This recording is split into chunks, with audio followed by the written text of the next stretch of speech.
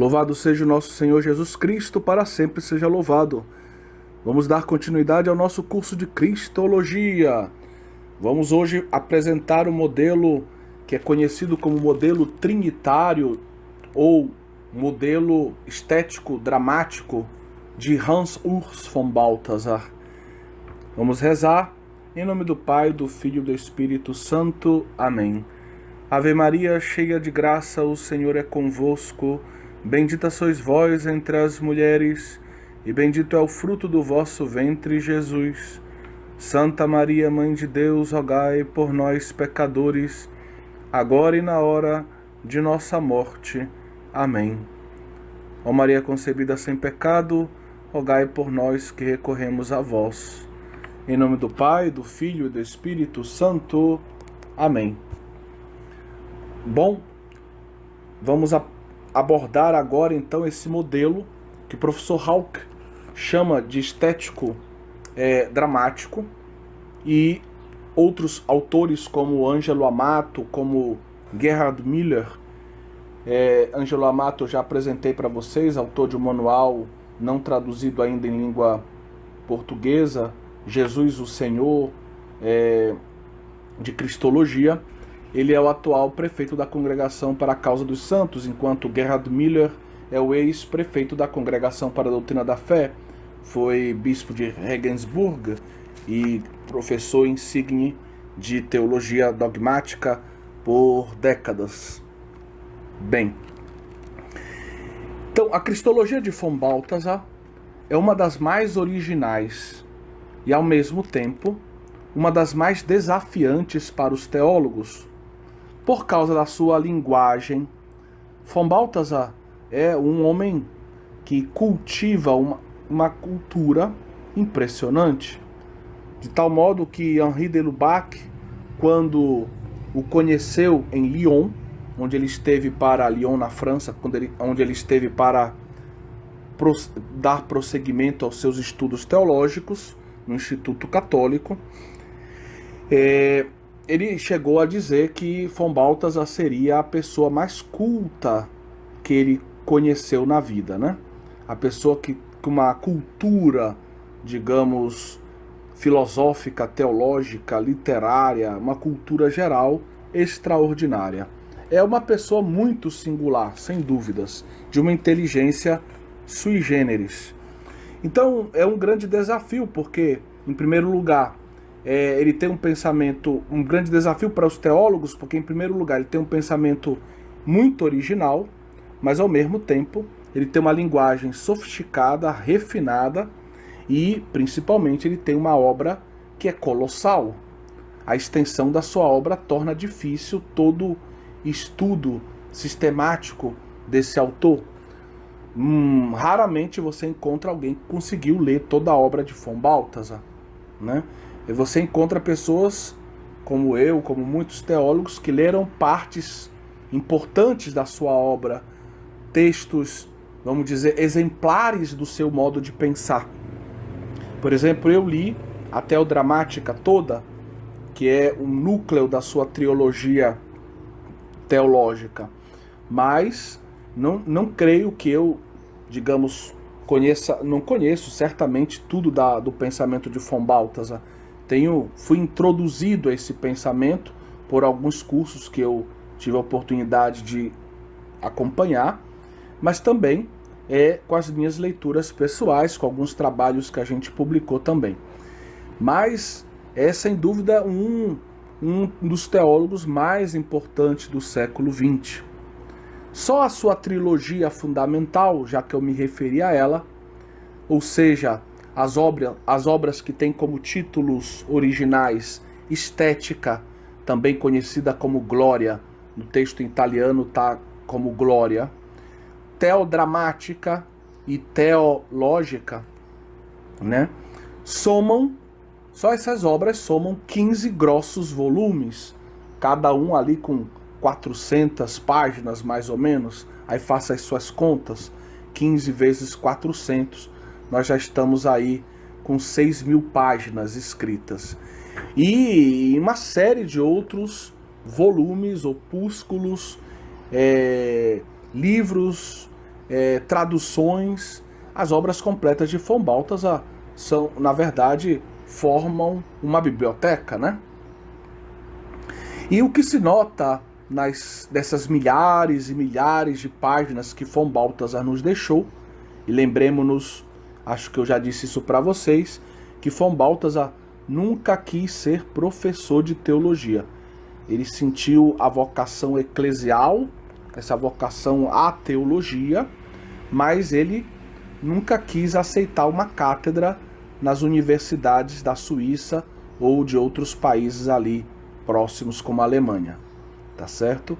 Ele sempre se dedicou à teologia, principalmente rezando, refletindo e escrevendo, e influenciou a teologia e até o magistério da igreja dessa forma.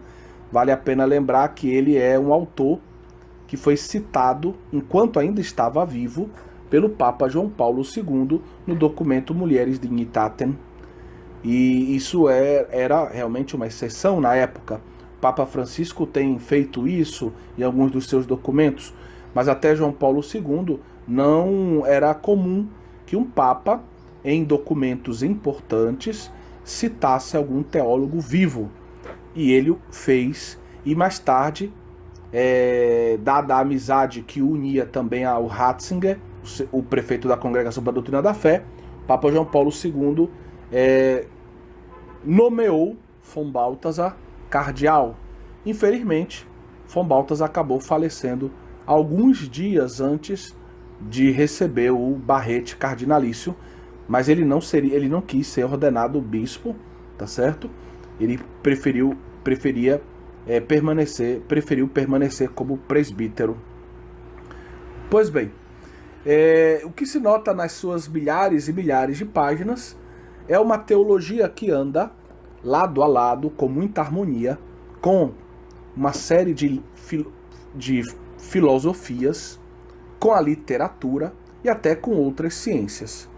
Numa harmonia que a gente poderia comparar a de um mosaico. E realmente von Balthasar é um artista e tem uma capacidade de, vamos dizer, unir essas diferentes ciências num texto harmônico e, vamos dizer, refinado, que poucos autores, eu acredito, tenham que poucos autores demonstraram ao longo da história do pensamento ocidental. Bem, a sua reflexão teológica é extremamente rica, como eu já disse, original, mas às vezes, a gente tem que dizer isso também, ele se distancia um pouco da tradição teológica clássica. E às vezes a gente encontra alguns probleminhas, tá bom? Então eu vou, ao longo do texto, a gente vai fazer algumas críticas, mas não queremos de modo algum diminuir a grandeza do personagem e do conjunto da sua contribuição teológica, tá certo? Vale a pena fazer uma observação logo sobre o termo teodramática, né? Eu citei a trilogia fundamental dele, são 3 obras, cada uma delas tem mais de um volume, 4, 5, 6 volumes, de modo que elas juntas somam 15 grossos volumes, como eu havia dito. Então, eu citei a Estética ou Glória, que é um dos títulos também dessa obra, Teodramática e Teológica. Teodramática talvez seja um nome que soe um pouco estranho para nós. O que seria esse drama, essa dramática a qual se refere von Balthasar e expressão que ele coloca inclusive como título do centro da sua trilogia, né? Da segunda parte da sua trilogia. A dramática seria esse encontro entre a liberdade de Deus e a liberdade do homem. Ou seja, Deus, no seu amor, ele vem ao encontro do homem pela criação, vem ao encontro do homem pela obra redentora, e a liberdade do homem, dom de Deus, nós sabemos, pode conduzir o homem para o bem ou pode ser mal usada e conduzir o homem para a escravidão do pecado, para a rejeição da proposta de Deus, do chamado que Deus lhe faz, da felicidade que Deus lhe propõe. Isso é um drama, porque vamos dizer que é o drama da nossa salvação está apresentado aí. Nós somos livres e podemos acolher o chamado de Deus ou não. E há quem acolha, há quem não acolha, e ver aqueles que não acolhem e que no mundo se tornam, vamos dizer, trevas, vivem uma vida na prática contrária à vontade de Deus, contrária aos valores de uma verdadeira religião, valores verdadeiramente humanos. Esses personagens, muitas vezes, eles destroem a vida de cidades, de países, de nações e ameaçam a humanidade, né? Então, do ponto de vista humano já é um drama, mas do ponto de vista da salvação ainda mais. Saber que tem pessoas que podem conscientemente dizer não a Deus e caminhar na direção, por exemplo, do inferno. Tá bom? É um drama essa situação. É como von Balthasar vê. Esse drama é fruto do encontro entre a liberdade de Deus e a liberdade do homem. A liberdade de Deus propositiva e a liberdade do homem que pode dizer sim ou não para Deus. Um grande autor que comentou a cristologia de von Balthasar se chama Marchesi, certo? Giovanni Marchesi. E Marchesi, ele, na introdução do seu volume, que tem como título Cristologia Trinitária, ele escreve, cito: de fato, von Balthasar realizou um projeto grandioso de uma cristologia através da estética, primeira parte da trilogia, da teodramática e da lógica. Pensadas essas obras respectivamente à luz dos três transcendentais filosóficos do ser. E aqui a gente vai entender a visão de von Balthasar. Cada um destes títulos, cada uma dessas obras nessa trilogia vai falar de um transcendental do ser, ou seja, de um transcendental divino.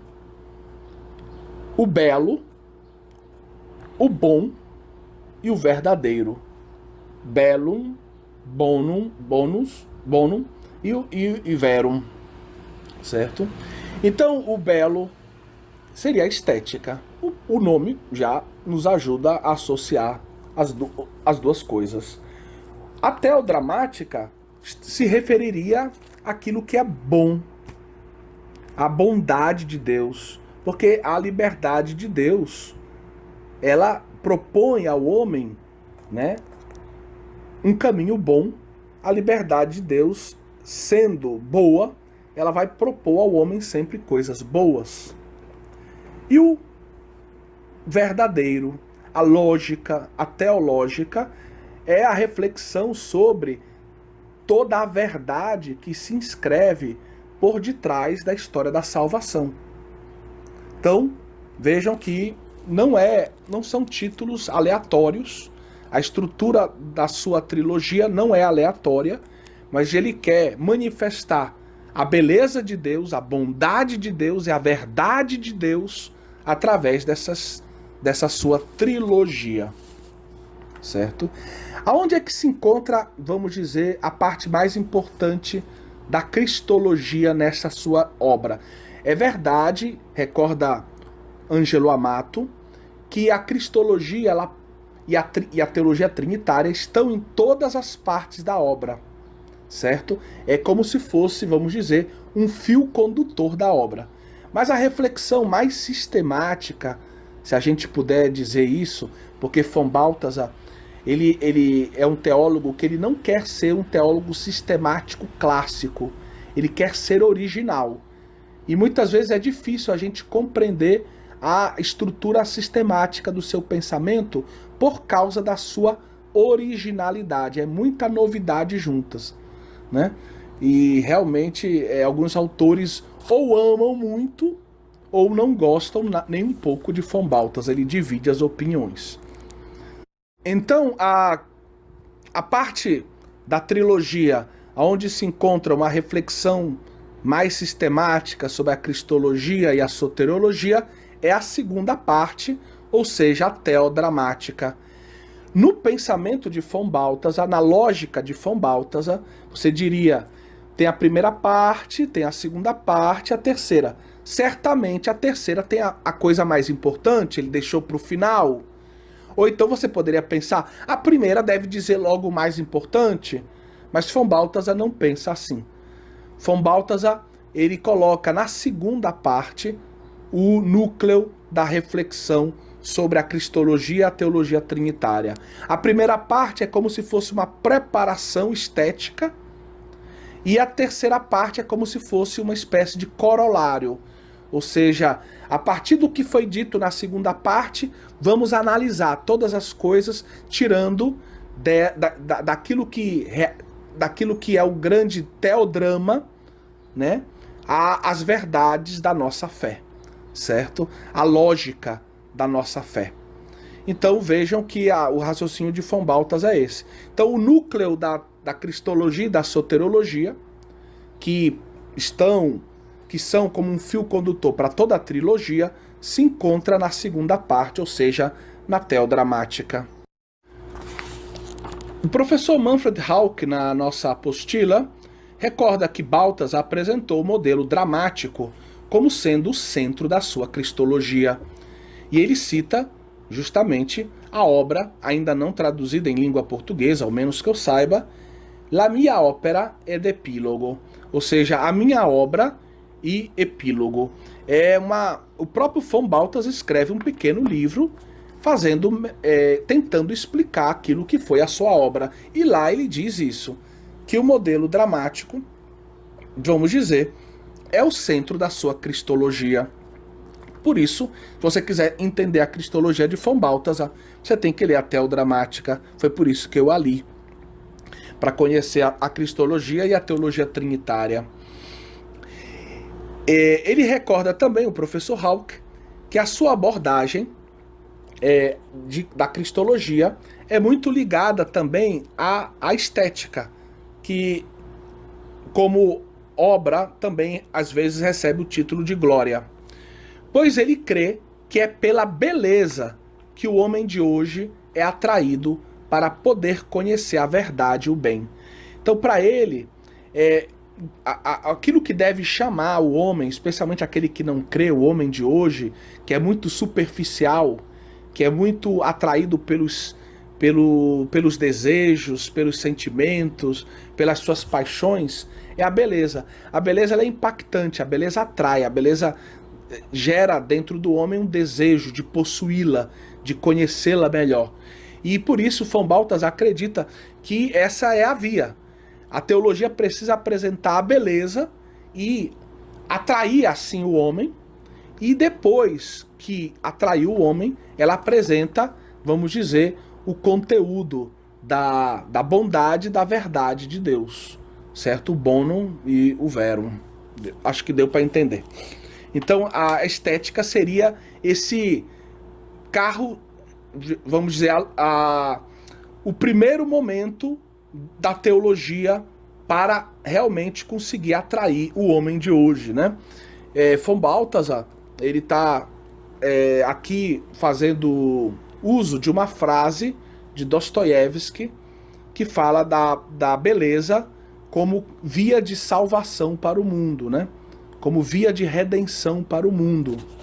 E uma frase que é citada, inclusive, pelo Papa João Paulo II, salvo engano, numa carta que ele dirigiu aos artistas, onde ele cita essa ideia de Dostoiévski, que inspira, porque von Balthasar, antes de estudar filosofia e teologia, ele se formou em literatura, tanto que ele traduziu obras importantes, né, do francês para o alemão e vice-versa. Ele era um exímio tradutor. Uma mente realmente privilegiada, uma mente privilegiada, sem dúvidas, né? Então, esse aspecto estético. Agora você já entendeu o título que o professor Manfred Hauck dá a esse modelo. Um modelo estético, dramático, pelas razões que eu acabei de expor agora. Certo? A beleza implica numa manifestação que atrai o sujeito a ela. A beleza transcendental encontra o seu ápice, segundo von Balthasar, em Jesus Cristo. Jesus Cristo é a epifania da beleza divina, da beleza transcendental. Por sua vez, nós sabemos, Jesus Cristo veio trazer a revelação do Pai. Ele vem a falar do Pai, ele vem revelar o Pai. E ao fazê-lo, ele está justamente apontando, por assim dizer, para a fonte de toda a beleza. Entendido que o Pai é, digamos, a fonte do ser do Filho. Então o Filho, ao apontar para o Pai, está apontando para aquele que é fonte de todas as coisas, aquele que não recebeu de ninguém aquilo que ele é. O Filho recebeu o seu ser do Pai. O Espírito Santo recebe o seu ser do Pai e do Filho. Mas o Pai não recebe o seu ser de ninguém. Ele é entendido como fonte de todas as coisas, inclusive na vida trinitária. Então ele pode ser entendido dessa forma. E por isso, ao expressar o Pai, ao falar do Pai, ele está apontando para, por assim dizer, para a beleza transcendental. Cristo é a palavra, a imagem, a expressão, a exegese de Deus. Ele vem dizer Deus. Ele vem expressar Deus com seus gestos, com a sua vida. Ele vem ser o exegeta, ele vem traduzir Deus para nós. Do divinês para o humanês, como a gente gosta de dizer. Balthasar crê que uma estética teológica, fiel ao seu objeto, deve ser desenvolvida em duas direções. Você tem isso na apostila, então acompanha comigo. Primeira direção seria a direção de descida. Seria a teologia fundamental. Ou seja, ele fala da doutrina da percepção. O homem percebe esse Deus que está se revelando. Que no fundo o Deus que se revela é Jesus Cristo.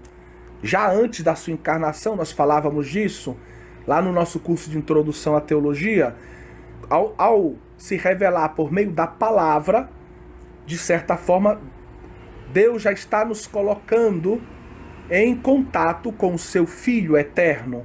Esse Filho eterno que um dia vai se encarnar, a palavra vai se encarnar na plenitude dos tempos. Então, a teologia, esse primeiro momento seria a teologia fundamental, estaria ligada à doutrina da percepção. Ou seja, o homem percebe, né, a forma desse Deus que se revela. A revelação chega até o homem. E nós sabemos que essa revelação vai solicitar o quê? Vai solicitar a fé do homem. Então, dentro desse primeiro momento, nós temos essa adesão do homem ao Deus que se revela, ao Deus que quer lhe falar, que nós chamamos de fé. E isso vai gerar um círculo virtuoso, onde Deus vai se dar ao homem e o homem vai se devolver a Deus com confiança, com amor, com fé. O segundo momento seria o momento da teologia dogmática. Enquanto a teologia fundamental, vamos dizer, está ligada à ideia da doutrina da percepção, a teologia dogmática está ligada à ideia da doutrina do arroubamento. Ou seja, esse Deus, ele se revela e ele revela o mistério da encarnação da sua glória. Ou seja, da encarnação do seu Filho.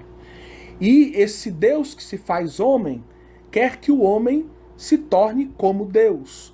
Quer que o homem seja divinizado, quer que o homem seja deificado. Ou, como também dizemos, santificado, porque a santidade também é um atributo divino. Né? Então, existe também não só a ideia da doutrina da encarnação da glória de Deus, mas também da elevação do homem à participação nesta glória divina. Em outras palavras, Deus se entrega ao homem, é a encarnação e a redenção na cruz, e, por outro lado, o homem é chamado a se entregar a Deus, a trilhar esse caminho de acolhimento e de elevação, de participação na glória divina, né? Von Balthasar fala de dois êxtases, e a palavra êxtase em Von Balthasar também pode ser entendida como expropriação, certo? Sair de si próprio, sair de si mesmo. Êxtase quer dizer isso.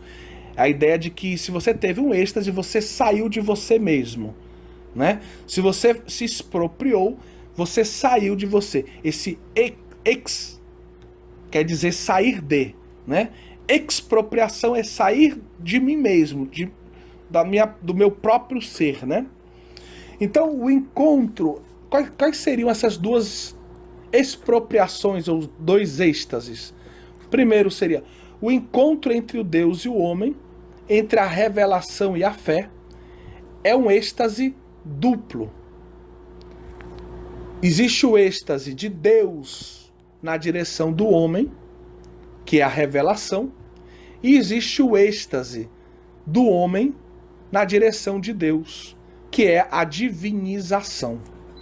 Então, esses dois êxtases seriam o Deus que vem se fazer homem, esse Deus que trilha um caminho de revelação até a encarnação, para poder nos dar a oportunidade de nós trilharmos o nosso êxtase, de nós sairmos de nós mesmos, ou seja, de nós que somos homens, nos tornarmos como Deus, percorrermos um caminho de elevação, de participação na glória divina, de divinização. Agora, o interessante é que para Von Balthasar, esses dois êxtases, de Deus que vem ao encontro do homem, do homem que vai ao encontro de Deus, da revelação e da divinização, esses dois êxtases estão presentes em Jesus Cristo. Enquanto Deus, ele se encarna, ele se faz homem, é o primeiro êxtase, enquanto o homem, a sua humanidade vai percorrer o caminho da glorificação. Na ressurreição nós vemos a humanidade de Jesus glorificada. Tá certo? Então nós vemos em Jesus os dois êxtases. Volto agora para o pensamento do Ângelo Amato. Então, Ângelo Amato, ele vai dizer que para Von Balthasar, Cristo é o ícone e a epifania da Trindade. Ele é como se fosse a imagem da Trindade viva. Ele é a manifestação desse Deus trinitário, desse Deus amor. Cristo vem revelar a sabedoria e a ciência do Pai, os tesouros do abismo de amor do Pai. Ele vem nos oferecer as suas palavras, as palavras do Cristo mesmo, né? Que expressam o indizível, o inefável, aquilo que não pode ser dito, o silêncio misterioso de Deus. Ou a gente poderia dizer o divinês, ou seja, aquilo que a gente não entende, né? O Verbo se encarna e abre a sua boca para dizer o Pai. Conteúdo do anúncio do Cristo, no fundo, é o Pai. Mas quando ele o faz, quando ele abre a sua boca para falar do Pai, diz Ângelo Amato, o que se manifesta? Se manifesta o próprio Filho. O próprio Filho acaba se manifestando ao revelar ao Pai, pois ele é a palavra viva do Pai.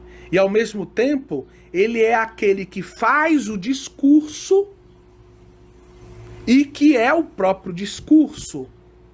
Ou seja, ele é aquele que revela, o revelador, e ele é o conteúdo da revelação, ele é a revelação mesma, né? Então vejam que bonito, né? Quão aguçadas são essas ideias que o Ângelo Amato nos ajuda a colher do pensamento de Von Balthasar. A unidade entre Jesus e o Pai, entre o Filho e o Pai, é o Espírito Santo. Então, o Pai, o Filho vai revelando o Pai, e os apóstolos vão percebendo que tem uma unidade impressionante, que o Pai está no Filho, o Filho está no Pai, que quem vê o Filho vê o Pai. E isso vai, no fundo, vai revelando implicitamente o Espírito Santo, porque o Espírito Santo é esse amor que une o Pai ao Filho, o Filho ao Pai.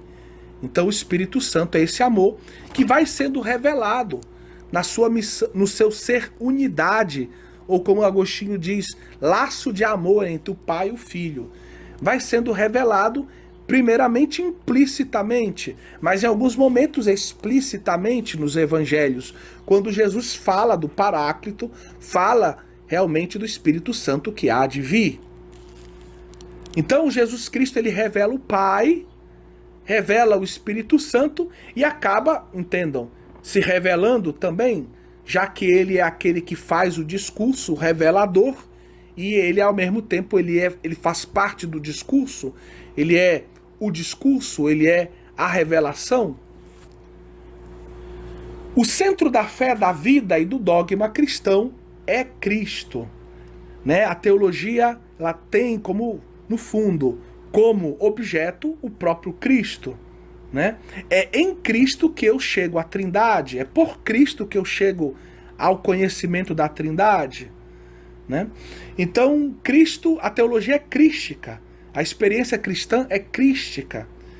Cristo é a plenitude da revelação trinitária. Ele revela a Trindade da encarnação à ascensão. Mas existe um momento da sua vida que, segundo Von Balthasar, é o ápice da revelação trinitária. É o ápice da manifestação da Trindade por meio de Cristo Jesus. E esse momento é a crucifixão.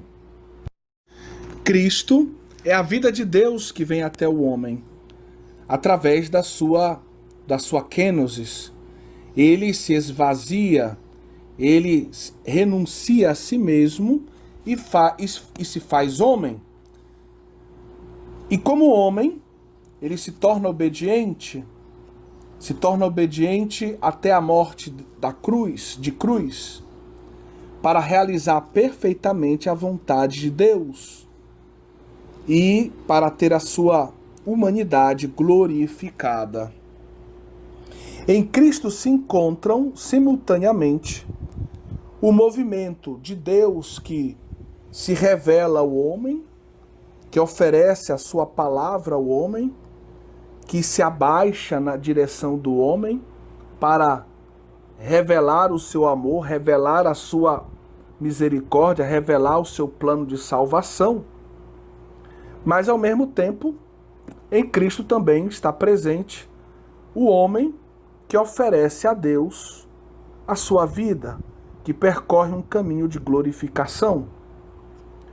Von Balthasar, ele une essas duas realidades, como nós já dissemos, no fundo, os dois êxtases, mas ele o faz também à luz do Antigo Testamento.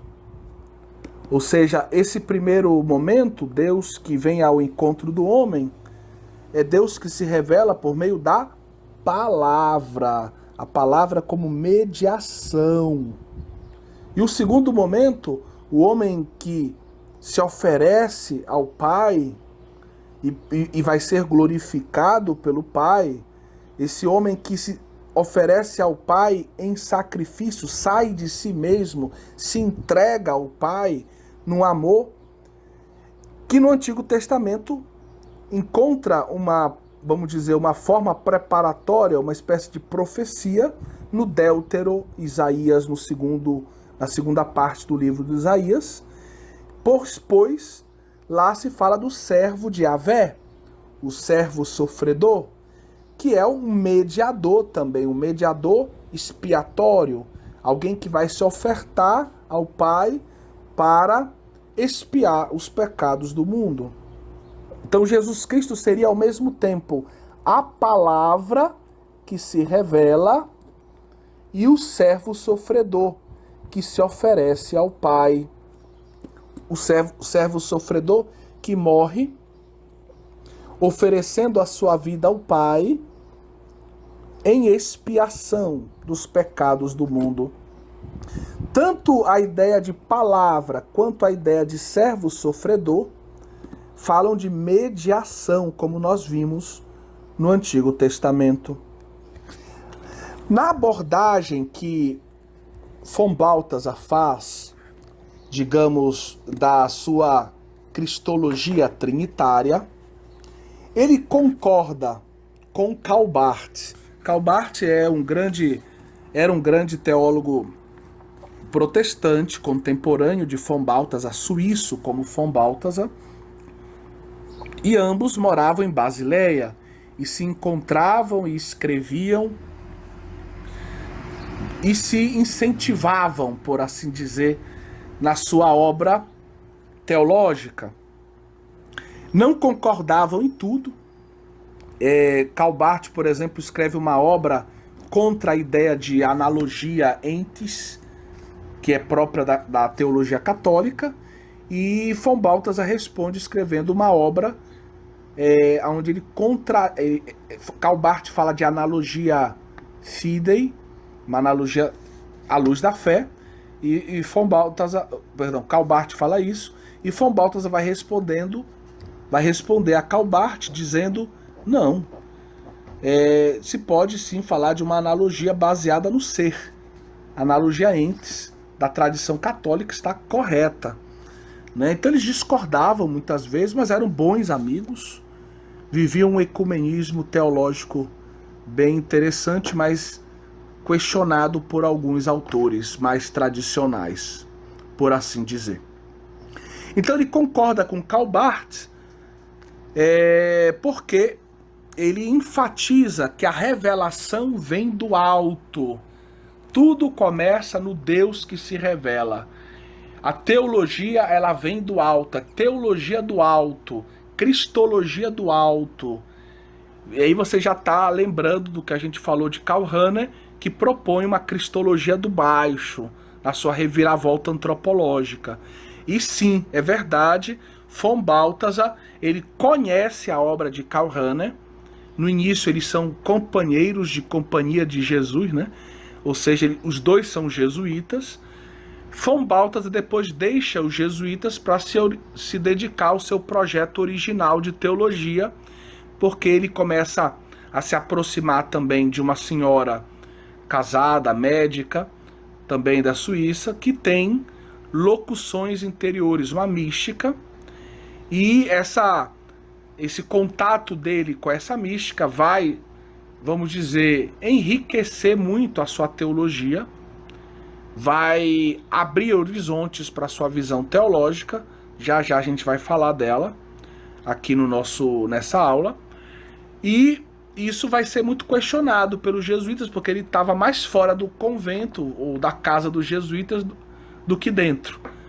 E aí ele vai ser convidado a tomar uma decisão. E aí, junto com essa senhora, ele vai fundar um instituto de vida consagrada chamado Comunidade de São João, que ainda existe até hoje, que tem homens e mulheres consagrados a Deus. Bem, então voltando aqui, o pensamento dele está em tensão, sim, para não dizer uma palavra mais dura, em oposição àquele de Karl Rahner. Porque para von Balthasar, Cristo não é apenas o caso supremo de uma antropologia transcendental, mas ele realmente crê em sintonia com a tradição teológica que Cristo é a segunda pessoa da Trindade, que Cristo é a palavra eterna de Deus, que vem até nós, que se encarna, né? Que a teologia vem do alto, a cristologia vem do alto. O modo como von Balthasar entende a vida intratrinitária, a vida dentro da Trindade, é muito importante para que a gente compreenda a sua exegese, que você já deve ter percebido com a palavra kenosis, que é vital para o pensamento dele, a exegese de Filipenses 2, 6 a 11. É um texto que nós apresentamos lá na nossa aula de Cristologia Paulina. Explicamos com alguns detalhes esse texto. Então, se você não lembra, eu te convido a procurar essa nossa aula. Já está, inclusive, gravada no nosso canal YouTube. Você pode procurar essa aula e recordar e aprofundar esse tema. Então, o modo como von Balthasar entende a vida intratrinitária é muito importante para compreendermos a sua exegese de Filipenses 2, 6 a 11 e o seu discurso sobre essa kenosis de Cristo, certo? Então vou falar um pouquinho da vida intratrinitária segundo von Balthasar. O pai, quando gera o filho, vive o que von Balthasar chama uma kenosis primordial. Ou seja, a kenosis primordial seria esse pai que se expropria da sua divindade e dá tudo o que ele é ao filho. Comunica tudo o que ele é ao filho. Quando ele faz isso e dá tudo o que ele é ao filho, surge a diferença entre o pai e o filho. Um é o que gera, o outro é o que é gerado. E von Balthasar vê nisso, não estou de acordo, mas tenho que explicar como von Balthasar pensa. Ele vê nisso a criação, entre aspas, surge dentro da vida intratrinitária uma distância que ele considera infinita, já que Deus é infinito. Essa diferença entre o pai e o filho pode ser vista como infinita.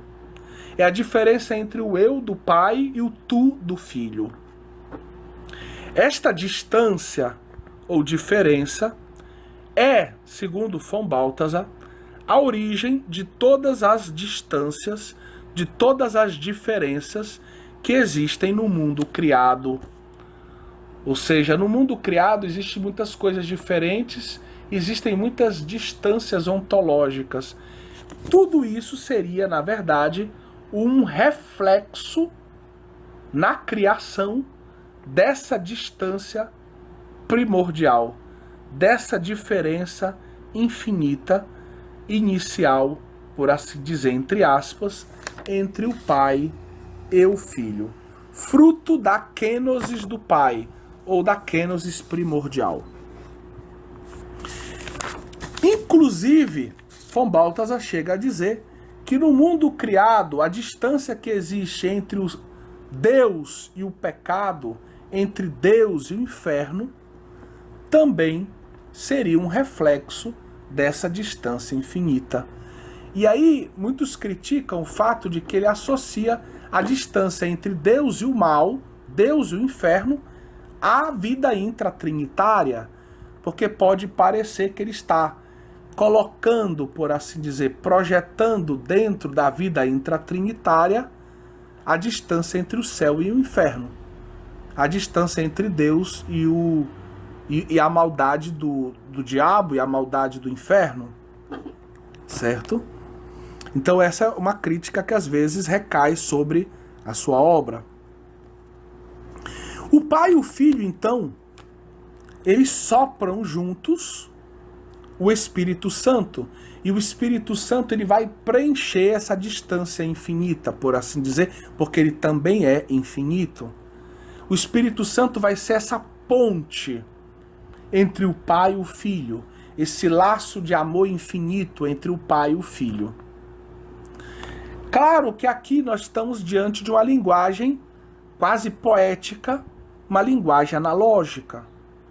Mas o problema é que, à luz da teologia sistemática, essa analogia quase literária, poética de von Balthasar parece exagerada e parece também se distanciar, não falo de distância infinita, mas se distancia da metafísica clássica, que lembra que, sim, o pai e o filho são, por assim dizer, existe uma diferença, relação, como diz Santo Agostinho.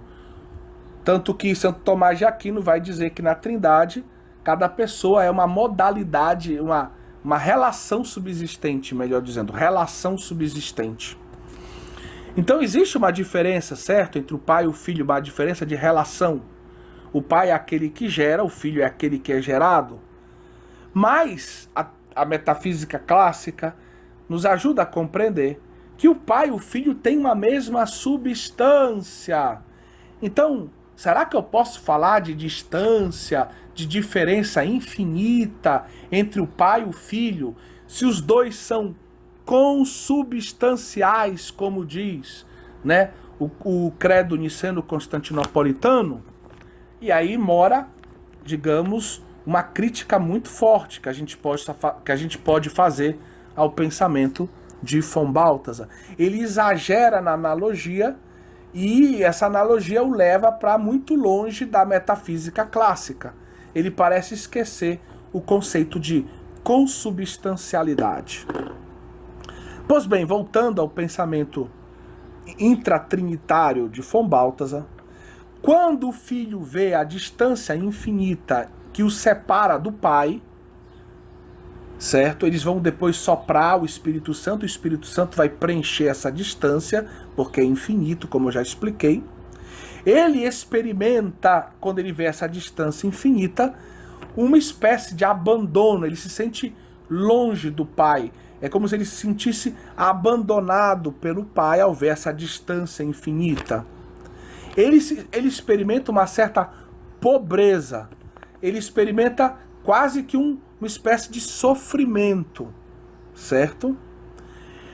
E por isso, como o pai, ele se expropria de si mesmo, ele sopra a sua própria divindade, e junto com o pai, esses dois sopros, o sopro do pai e o sopro do filho, vão gerar, vamos dizer, na verdade esse hálito do pai e do filho vão dar origem ao Espírito Santo. Então, nessa expropriação do filho, vejam que tem a expropriação primordial do pai, ou o êxtase primordial do pai, certo? Kenosis primordial do pai, e também existe uma kenosis do filho, porque o pai e o filho vão se esvaziar, vão soprar sua divindade para que tenha origem o Espírito Santo. Então veja que o pai é kenótico, tem a sua kenosis, o filho também tem a sua kenosis. Então o conceito de kenosis para von Balthasar não começa quando o verbo se faz carne, mas quando o verbo se faz carne, a kenosis da encarnação é no fundo um reflexo, um prolongamento no tempo e no espaço do esvaziamento do filho, da kenosis do filho dentro da vida intratrinitária. Porque lá o filho experimenta um certo abandono, uma certa pobreza, um certo sofrimento que é um pouco complicado, porque a gente sabe que substancialmente falando, Deus não pode sofrer, mas von Balthasar fala desse sofrimento, é uma linguagem analógica, mas parece um pouco exagerada para a teologia clássica. E então ele se expropria de si mesmo, soprando junto com o Pai o Espírito Santo. Então a gente entende que tem na vida intratrinitária uma kenosis do Filho também. O Filho também se esvazia. Tendo explicado isso, eu te convido a ler agora um parágrafo que você tem na sua apostila, né, que começa assim: lendo Filipenses 2, Balthasar descreve a kenosis por parte do filho. Agora vamos falar de como ele vê a Filipenses 2, de 6 a 11. O filho que tudo tem do pai depõe a sua forma divina junto ao pai, de quem a recebeu, foi o Pai que lhe deu, para concentrar-se em sua missão,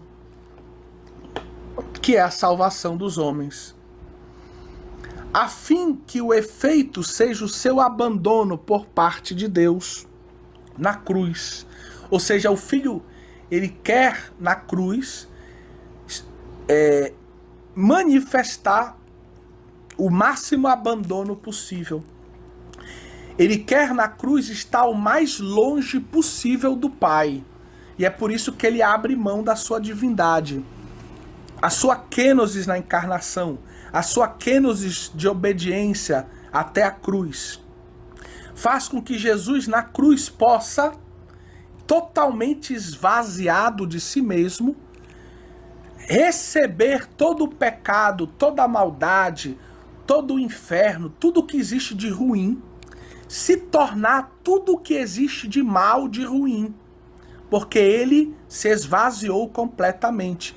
E é por isso que na cruz, tornando-se pecado, tornando-se tudo o que existe de mal, todo o pecado da história, e a gente pode incluir o pecado dos anjos, o demônio, o inferno e etc. Jesus Cristo, na cruz, ele está a uma infinita distância de Deus. Ele, apesar de ser Deus consubstancial ao Pai, na sua humanidade ele está numa infinita distância de Deus. E aí vem a questão.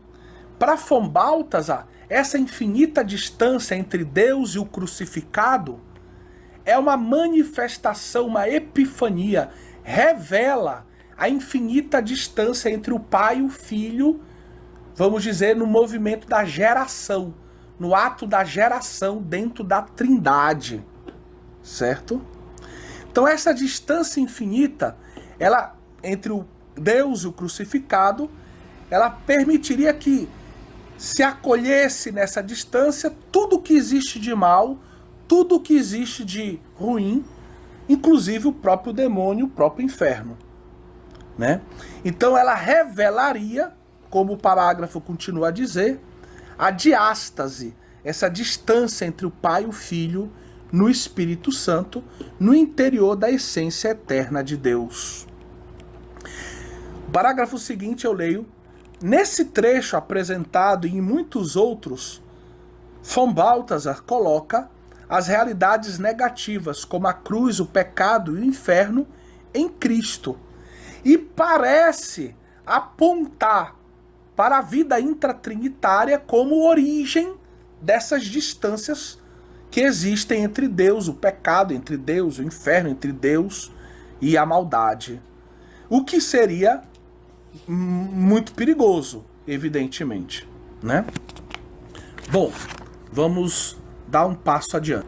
Então, na cruz, o filho se sente abandonado, e a palavra do Salmo deveria ser interpretada dessa forma, segundo Von Balthasar: meu Deus, por que me abandonaste? A cruz mostraria Deus que abandona o filho que se sente abandonado pelo pai, essa distância infinita. E o filho esvaziado de si pode acolher todo o mal, todo o pecado da humanidade para redimi-la, para salvá-la, certo? Aqui seria o ápice da dramática. Então o ápice da teodramática seria a cruz de Cristo. Como recorda Ângelo Amato, é o ápice da manifestação, da epifania da vida trinitária. Mas é o ápice também do grande drama, do drama da liberdade de Deus que se encontra com a liberdade do homem em Jesus Cristo crucificado. Vejam que Von Balthasar parece aqui retomar o pensamento de Lutero e de Calvino, que chegou até ele através do seu amigo Karl Barth, que é luterano de origem, mas calvinista de pensamento em vários aspectos. Ele aqui também se sente um pouco o influxo de Hegel, de Friedrich Hegel, porque, no fundo, o Cristo crucificado é a antítese. Deus é a tese, o Cristo crucificado é tudo o contrário de Deus, e vamos dizer que a redenção, a ressurreição, vai manifestar a síntese. Um Deus que oferece a sua própria vida, a sua afiliação aos homens. O homem que se torna filho de Deus e que pode viver em comunhão com Deus, ser santo, ser divinizado e ir para o céu e viver mergulhado em Deus para sempre. Então, Deus seria a tese, a cruz, o crucificado, a antítese, e os frutos da redenção seriam a síntese. Então a gente vê também a influência do pensamento de Hegel aqui. Volto para a apostila agora na página, na minha apostila é página 90, você procura na sua versão da apostila, um parágrafo que começa assim: a cristologia dramática se mostra de um modo especial na concepção baltazariana da descida aos infernos. Então Cristo, quando morre, desce aos infernos, que se distingue fundamentalmente, profundamente, da tradição anterior, da tradição da teologia católica. Pois ele une a sua reflexão às visões de Adrienne von Speyer. Adrienne von Speyer é justamente a mística, aquela médica que se torna grande amiga de von Balthasar, e von Balthasar vai transcrever as suas visões e vai publicá-las sob forma de livros. Tem muitos livros, você pode procurar na internet as obras de Adrienne von Speyer, que começam a ser traduzidas em outras línguas também. E o pensamento dela vai dar uma grande inspiração para von Balthasar, inclusive no tocante à descida à mansão dos mortos. Então, para ele, Jesus ele desce à mansão dos mortos, significa Jesus é condenado. A alma de Jesus desce à mansão dos mortos como se fosse condenada. Ela vai ao inferno. Não aos infernos, ela vai ao inferno, ao mais terrível dos infernos. Por quê? Porque Cristo quer ser a distância infinita para Deus. O que existe de mais longe de Deus? É o inferno. Né? Então Cristo desce ao inferno para ir ao ponto mais longínquo de Deus. Porque indo ao ponto mais longínquo de Deus, ele pode curar essa distância infinita para Deus. Ele pode, como Senhor, trazer de volta para Deus até aquilo que está infinitamente longe de Deus. Certo? Então porém, qual é o perigo? Esse seu pensamento parece indicar que Jesus vai trazer de volta para Deus até o inferno, até o demônio. E aqui a gente vê o influxo de outro autor, que é um padre da igreja não, é um escritor eclesiástico, que muitas vezes é apresentado, né, pela sua grandiosidade, a sua genialidade teológica, como padre da igreja. Mas ele não é padre da igreja, é Orígenes, certo? Que era muito querido de von Balthasar, já que eu falei de Lyon, do Instituto Católico de Lyon, onde von Balthasar estudou e conheceu Henri de Lubac. Henri de Lubac é fã de Orígenes, dizia até mesmo que por ele São Jerônimo deixaria de ser doutor da igreja, talvez até nem fosse santo, e Orígenes seria canonizado e seria doutor da igreja. Von Balthasar se tornou amigo de Orígenes, por assim dizer, a partir da influência de Henri de Lubac, lá em Lyon. Então, Orígenes ele propõe a apocatástasis final. A apocatástasis final é a ideia, é uma teoria de Orígenes. Orígenes propõe como uma hipótese teológica.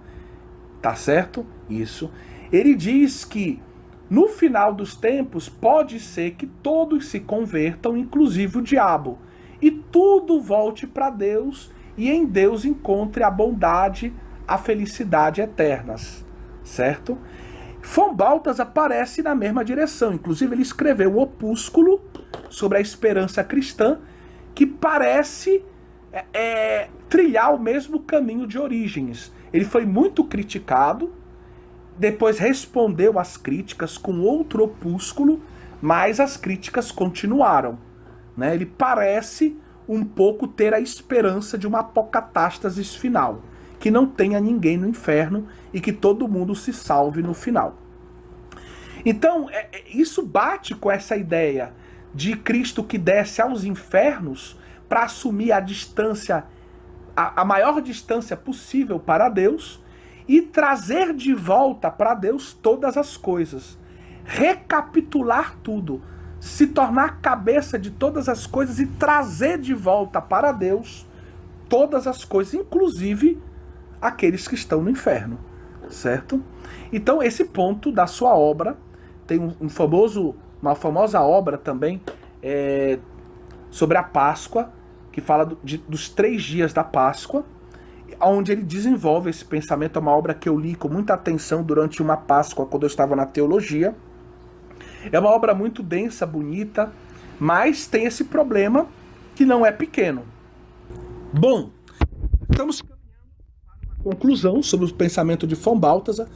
Precisamos recordar que a obra de von Balthasar é muito ampla, é monumental, é muito interessante e que os estudos ainda estão acontecendo. Tem muita gente estudando von Balthasar. Essa visão que nós estamos passando agora, ela é um pouco fragmentária, ela é um pouco limitada e pode ser que a gente tenha que evoluir nessa visão com novos estudos, tá certo? Nós vamos estudar depois no nosso curso de Teologia Trinitária. Às vezes, quando a gente lê a Teologia Trinitária de von Balthasar, ele quer valorizar tanto as pessoas que corre o risco dele se aproximar um pouco daquela tendência que nós podemos chamar de triteísmo, ou seja, de uma trindade como comunhão de 3 pessoas, só que essa comunhão não é, vamos dizer, tão substancial como a teologia trinitária clássica. É como se fossem quase 3 deuses unidos no amor, tá certo? Então, esse é, vamos dizer, uma acusação que se faz a von Balthasar. Eu, pessoalmente, não o vejo como triteísta, mas reconheço que em alguns textos pode parecer uma tendência ao triteísmo naquilo que ele diz, no como ele escreve, tá certo? Outros 2 pontos que são importantes é que von Balthasar, ele é muito original. Então ele propõe uma teologia original que não é muito parecida com a teologia sistemática clássica. E isso, às vezes, dificulta a leitura das suas obras. E, por outro lado, ele tem uma linguagem muito espiritual em alguns momentos, muito poética, com analogias que, às vezes, são um pouco até exageradas, e isso torna também difícil a interpretação das suas obras. Una-se isso que eu disse ao fato de que tem uma certa fluidez de conceitos em von Balthasar, dependendo da obra, a mesma palavra pode ter um sentido, em outra obra pode ter outro sentido. A gente pode dizer que o teólogo de Basileia, né, o von Balthasar, ele seria sistematicamente assistemático. Então, um teólogo escolástico, alguém que, por exemplo, como eu, ou como outros teólogos, tem uma formação mais clássica, mais escolástica, mais tomista, quando lê von Balthasar muitas vezes fica horrorizado, né? Mas tem que fazer esse exercício para buscar uma reta interpretação, uma visão mais equilibrada de von Balthasar. E tem muita coisa boa, muita coisa interessante, vale a pena ler, apesar dos limites que a gente aqui tentou ressaltar. Que Deus abençoe todos vocês.